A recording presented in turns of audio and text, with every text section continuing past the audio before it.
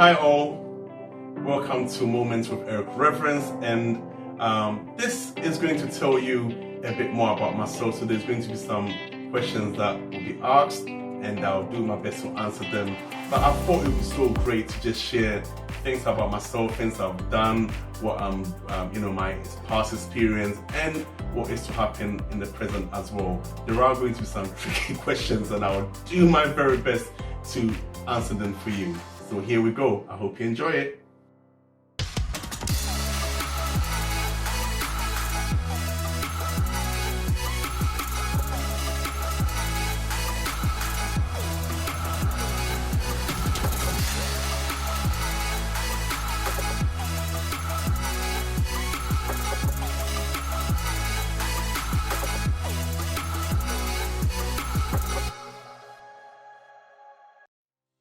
Who is Eric Reverence?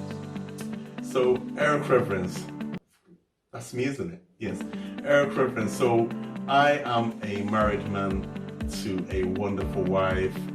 So amazing. I'm just really blessed. And I'm also a father to two wonderful children. Are they? Actually, for the benefit of this interview, yes, they are. So good. No, they are. They're amazing. So I've got a daughter who is 11 and a son who is 5, but he will be 6 next month. I'm also a singer, songwriter, a worship leader, and evangelist, and I work with young people as well. So that's just a bit about myself. Tell us about your education background. So my early years was in Ghana, so I did primary school and just some JSS, which is junior secondary school, so that was between 10 and 12 years old.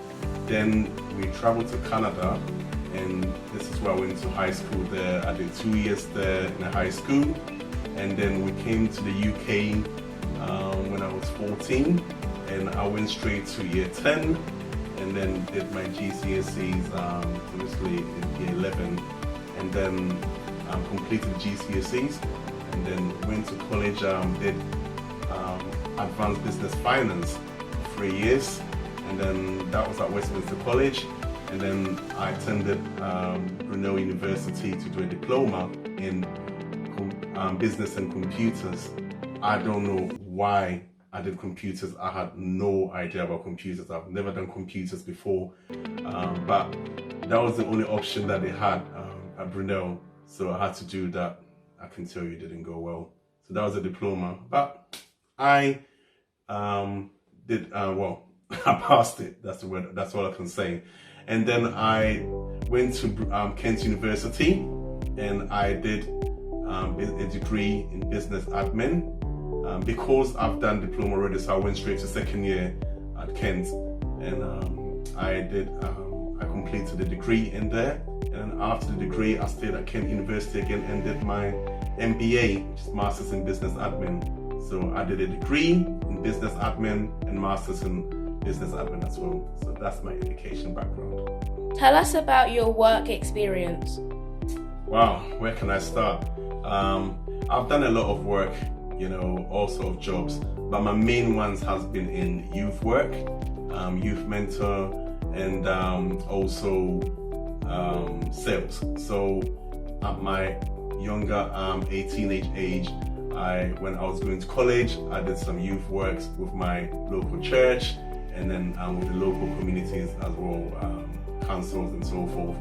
And then after I finished my masters, I was looking for a job, but every job I applied to, they said I was overqualified. So there was a estate agent role near where I was living at Brixton, and I went there and I asked the manager, I said, are you looking for someone? And they said yes. So they just made me start straight away.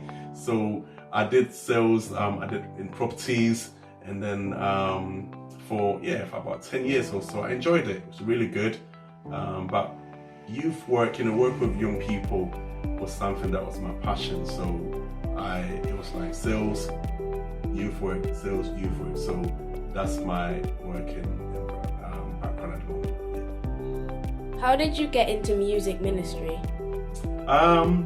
yeah, so this is something I've shared quite a lot, but yeah, I'll say again and I'll just expand a bit more. So my mom was a choir leader.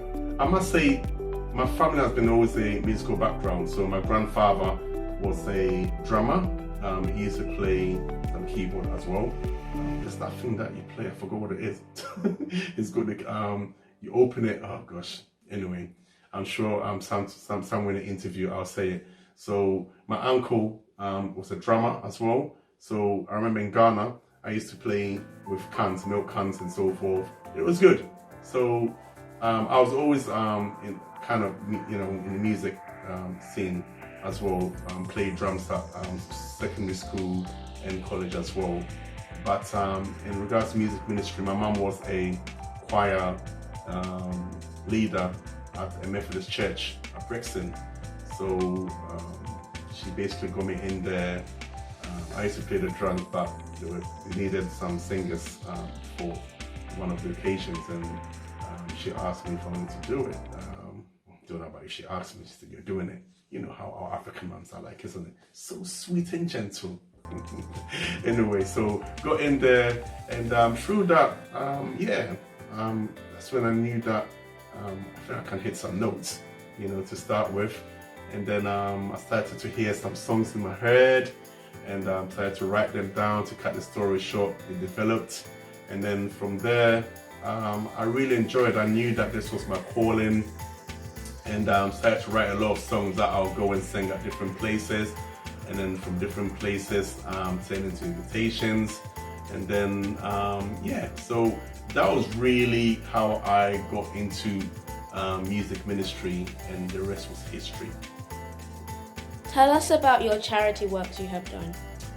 Wow, I've lost count actually. I've done many charitable works.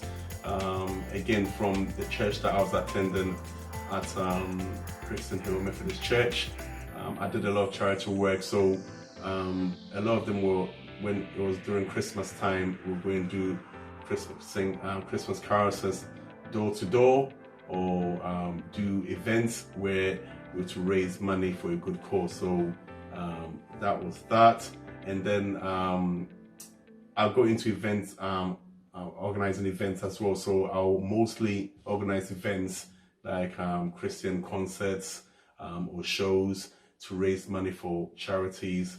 And then when I went to Ghana on a tour, it was a charity tour in Ghana, which was amazing. We went to orphanages in Ghana, Kumasi, and where we saw the state of where young people were, the orphans were living, and it was just really, really bad, and really touched my heart to know how blessed we are. So it encouraged me to do more and more, and I've been supporting orphanages.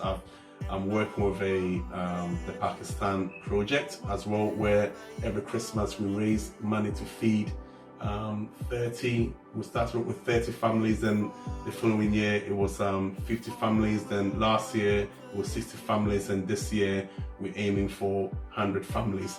So, and then just this year as well, we did the Believe project as well. So we did the English version, where we had all the musical artists from all over the world took part in it to raise money to support those countries that have been affected by the COVID. And then this Christmas coming as well, we're going to do the language version of the Believe song, and we're looking forward to it. We started it already, so watch the space for this.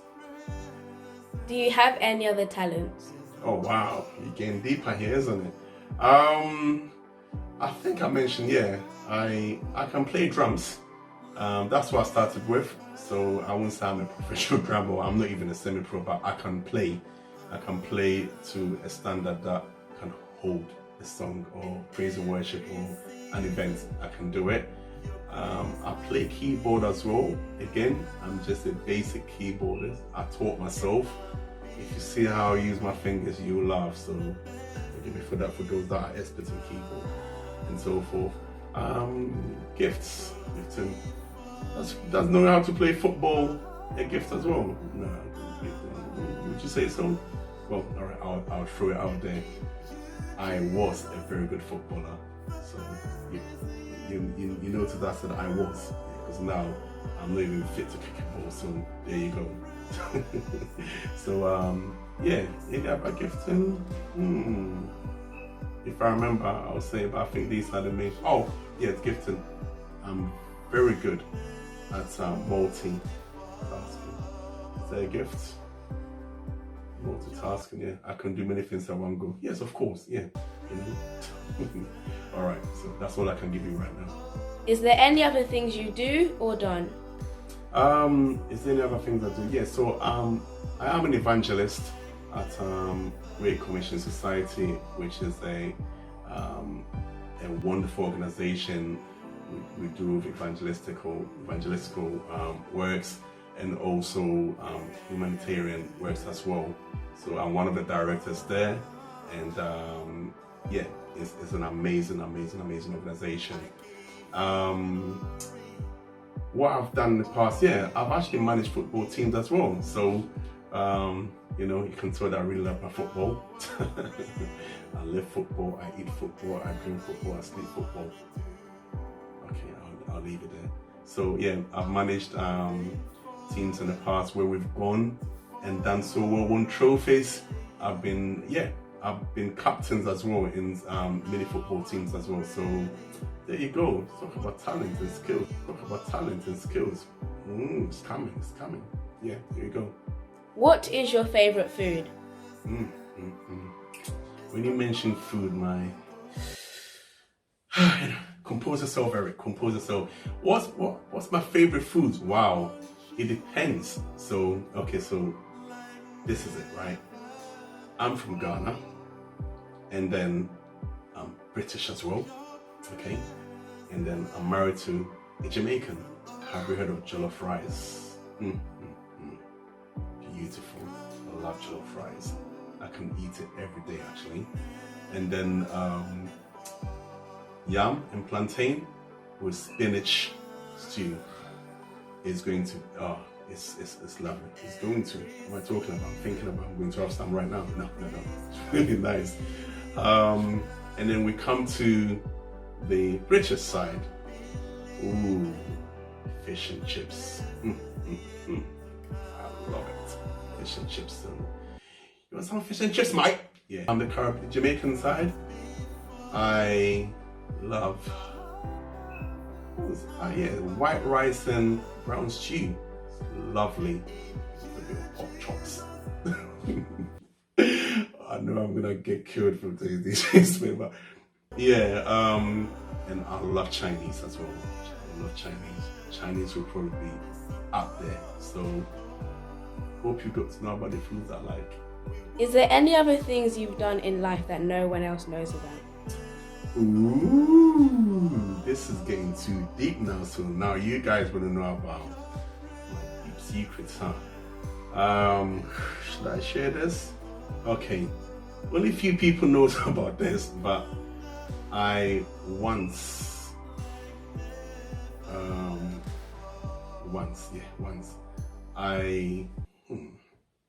I took part in Miss Ghana UK. I don't know how I got myself involved in this, but yeah, I took part. I was one of the contestants in there, and I came third. So this is something that no one knows about. I think only my family and just about 2 or 3 people that know about it, and I've kept this quiet for a very long time. So here you go. I took part in Miss and Mr. Ghana UK, and I came third. So there you go. It's all out now. Don't laugh, please. What are your greatest moments in life? My wife said yes to me when I proposed to her. So that was really amazing because I was so nervous, man. Boy, you don't want to know. So she said yes. And then, of course, when I got married, went to the altar and got married. That was such a wonderful moment. And when I had my first child, my daughter, you know, it was really amazing moment. And yeah, it was really awesome. followed by my son as well, because I've always asked God for either a boy and a girl, or a girl and a boy, and God has blessed me with that. So that was first. But when I found out my son, that it was going to be a boy, I was I was just shouting in the whole at the hospital, and the nurses thought I was crazy. They couldn't understand, but my wife knew why. And the other great moment as well was when I actually heard the calling. I heard God saying that, Eric, it's time for you to go and pursue what I've called you to do. And that was such an awesome moment. I cannot explain or describe it. I heard it clearly, and when I got home and I opened the door, my wife just shook and said, Eric, God said that it's now time for you to move and do what He's called you to do. I was like, wow. And I haven't even shared this with her. And then my best friend called me as well and said, Eric, God said this is what you need to go and do. And I was like, what more can I do? So that was a great moment. And I've lived my life, and I'm living God's purpose for my life, and it's just an awesome moment. What are your greatest achievements? Oh wow, greatest achievements. Oh, there have been quite a lot actually, and I'm truly blessed that I've achieved. So I guess in a way, if we have to go back, start from, I'm just gonna give just a highlight. So the first one was when we won the 5-a-side national football tournament, and we got to the finals, and we played at Wembley Arena. It was a 5-a-side. It had about I think about 7,000 people there, and we won that. We won the cup, national. So that was awesome. And then finishing my masters as well was such a great achievement, because I didn't really do well at my degree. I got quite a low result, mark. So I had to do masters, and I put everything in there, and I actually got a great grade for my masters. So that was great. And also the awards that I've won. So the BIFTA Awards, Male Artist of the Year, won International Artist of the Year as well. It's really great, these awards, and I'm trying to think there are more, but as we go on, if I remember, I'll let you know. I don't know if I should say this, but at uni, I was awarded Prince Charming of the year of the whole uni at Kent University. So I don't know. It felt good actually, being Prince Charming, of the whole uni. So they actually gave me an award for that. Why there's an award for that, only God knows. But yeah, that was a good achievement, because it was the whole uni, and I was Prince Charming. Oh, anyway. Kind of achievement. I've also been recognized for or been nominated for many awards, and one of the biggest one was actually National Diversity Awards, which is in the UK, and I was nominated for that. One of the nominees for that. And that was really a great achievement, because this was a national award, and I was recognized for the works that I do with young people, and all the charity works that I do for the communities, both here and outside the UK as well. So to me, even though I didn't win it, but to get that recognition was an amazing achievement. So yeah, this is it. I'm not gonna say no more. There are some others, but I can't remember. I'm grateful for all the great achievements. What were your worst moments in life? Really deep worst moments in my life. Yes, my upbringing, being told when I was in Ghana by my head teachers that you're worthless, nothing good is going to come out of you, and they kept saying it, and having to internalize it at the age of 5 years old to 10. It affected me a lot, and so I believed it, and I was not doing well because I believed I was a failure, and also experiencing abuse, and between the age of 12 to 14 was really tough times, you know. So went through major abuse, and these were really terrible times for me. And also, you know, people that I've trusted that were very close to me that I don't know whether to do, if it was to do enviness or so forth, basically decided to turn their back against me. And these are people that I've trusted with all my life, shared my life, and even to the point of even my family as well. But for some reason, it just changed towards me, and that was really terrible for me. And also losing one of my good friends as well was very, very, very bad. He died of meningitis. I was with him playing football. He was fine and fit. We trained on the Thursday. On the Saturday, I called him because I'll normally go there and pick him up. And I was told that, oh, Chucks is dead. Thinking, he's passed away. She's passed away. I'm like, I thought it was a joke.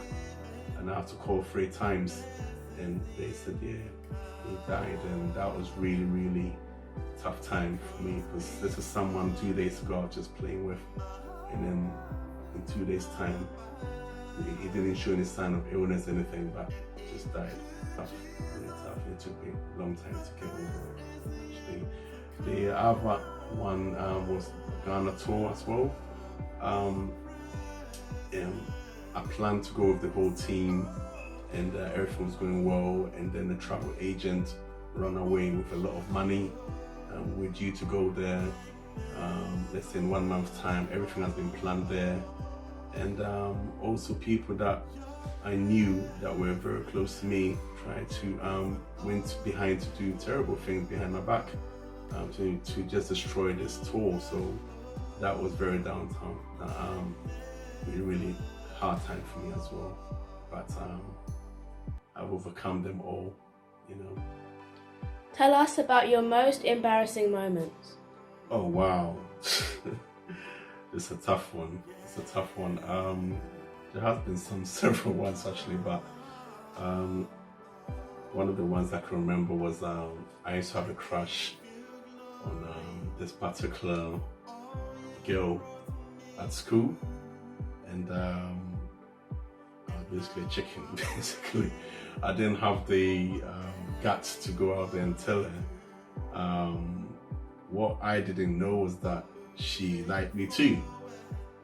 Anyway, so there was one time I was sitting down there playing the keyboard, and she came and put her arm around me, and I started to shake so much, and I ran away. I ran away, and I got it was so embarrassing. I got teased by all my friends, so you're chicken and so forth. It was crazy. It's crazy. The other one, oh gosh, should I really share this? Oh boy. I was playing football. In the middle of the football, I caught diarrhea. In the middle of a football match, I caught diarrhea. So everyone, I bent down during the game, and my belly was killing me. And everyone was thinking, what's wrong with you, Eric? Get up, we're playing a football match. And for those of you that have experienced diarrhea, you know what I'm talking about. I basically left the pitch, run, found the nearest bush. I'm so embarrassed to say this. Found the nearest bush, and basically released myself, you know. There were people coming whilst in the bush as well. And I basically had to pick myself up because I didn't want him to see what I was doing. And I ran all the way from the football to Clapham Common, found a public toilet to release everything. That was so embarrassing, you don't understand. So yes, I've shared it. And you better don't use this against me. Yes, I'm telling you. Yeah. Who inspires you, or who are your role models? When I came to the UK, I really look up to my mum. You know, I saw how much she was working, and trying to, you know, she'd be working night time, and late night or in the mornings, just to get money to bring home and so forth. And it really inspired me because she was always, she taught me a lot about timekeeping and being professional and so forth, and I learned a lot from her. So I say she was a good role model for me. My auntie as well, good role model as well to me. I look up to her a lot, and can say, my wife has been biggest role model. She's always aiming for high, and it really motivates me as a role model. And if we come to other people as well, so I've got the likes of Tony Anthony, who's such a great person, so inspirational to me. Got Ibe Giant Killer, got Naya, No Robinson, my family as well, my siblings as well. They're such a good role model to me. I'm trying to think that, if it comes to the, in terms of the music scene as well, talking about, Kurt Franklin, Tasha Cobbs, Don Moen, I've mentioned No Robinson as well, Hillsongs, these were all people that have affected my life in such a wonderful way. I remember some J. Ross, my children as well, such a good, they inspire me a lot. I see they're so talented in different ways, and I know they're gonna be so great in the future. And I just love watching, the giftings that they have and their creativity, and it just really inspires me a lot as well. So for anyone again that I haven't mentioned, I apologize, and you all are very special to me. What are your plans ahead? So at this moment, been putting plans on my album. So it's been long overdue, but these things, is not a rush. I want to make sure that it's right, and that it's God-led as well. So it's something that's going to be a big one.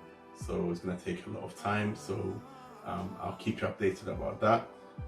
We are now working on the Believe song. It's the language version. So we're putting plans in place. We're looking to release that before Christmas. So watch the space for it.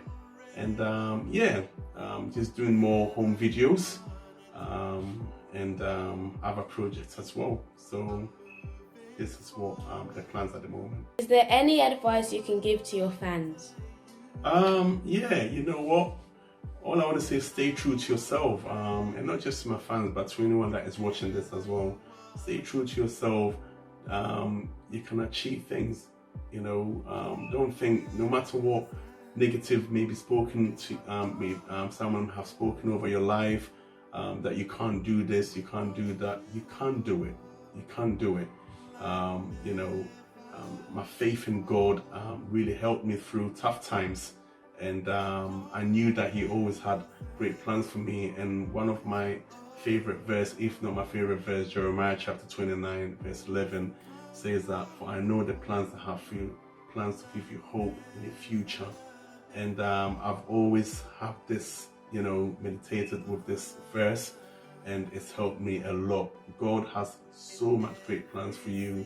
Whether you believe in God or you don't, God has great plans for you.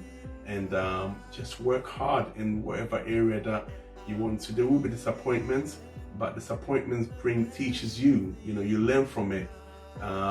When you fail in something, don't be discouraged. Keep trying again. At least when you fail, it helps you to know how to go about it the next time. So just be encouraged and know that you can achieve anything that you want in life. And I'm a living testimony, from a place of where I was, where it was so tough for me, even to the fact that I had thoughts of committing suicide. But I overcame that, and this is where I am, and I know there's greater things ahead. The best is yet to come. Don't give up. Be yourself, have the right people around you as well, because if you have the right people around you, it helps you to think, it motivates you, and stay away from negativity. And I know that you do well. So I just want to say thank you all for tuning in, for watching this video, and getting to know more about myself. Feel free to comment below. If you have any questions, please write them down below. If something inspired you, please write them in the comment below, because it's important. I always believe that if you're inspired about something and you leave a comment, you don't know who it will help. You don't know who it will inspire as well. So please do leave messages. You can subscribe to my channel, which is on my, is it left or right? Anyway, it's you see it, and then subscribe to it. Click the bell. That means any future videos that comes, you'll be the first one to be notified about it. And I just want to say thank you so much. I hope you've known about my good times and my worst times, and I appreciate all of you. God bless you all. The best is yet to come, and the best is yet to come.